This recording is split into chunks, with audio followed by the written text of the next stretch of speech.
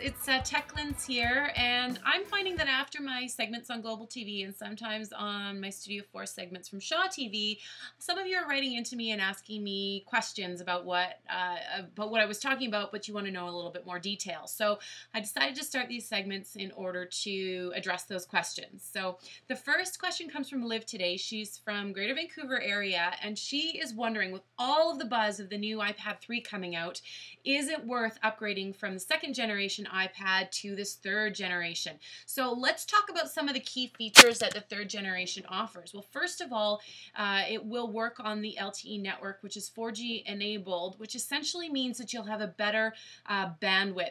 So the slower buffering times or less buffering time with video, less lag time if you're using video chat, so that can be a real benefit. The other thing is Retina display, so it's got 4 times the number of pixels than the second generation iPad did, which essentially means a much crisper quality. And then we've also got an iSight camera, which is the same technology that's built into the iPhone 4S.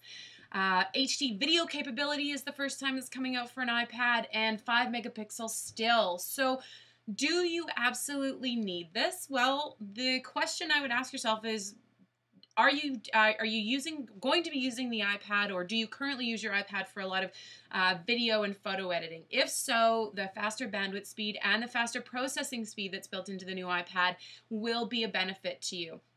If you're just using it for general surfing the web, checking email, maybe a little bit of video chatting, but you don't do a lot of heavy usage on it, then it might not be as important to you. Some other things to take into consideration when you're considering an Apple iPad overall is they've reached 200,000 available downloads, or available apps, sorry, in their app store. So that's pretty phenomenal in terms of 200,000 apps available.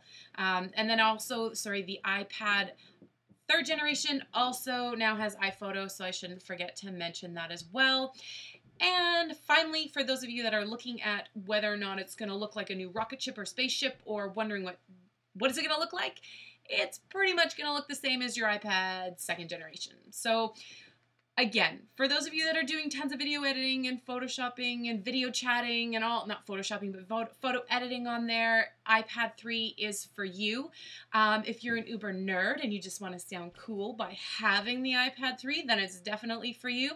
For most people, though, in the global TV audience, or most of us are not as technology savvy, that's totally cool. You know, a first generation iPad or the second one, I'm sure are going to be more than adequate for you. I personally am still using the first generation just because I do most of my video editing and stuff like this on my MacBook Pro. So it really is just a kind of handy little device to take into meetings and that sort of thing. But that's my opinion on it. Take it or leave it. And I hope to see my fellow Apple iPad nerds out there in the field.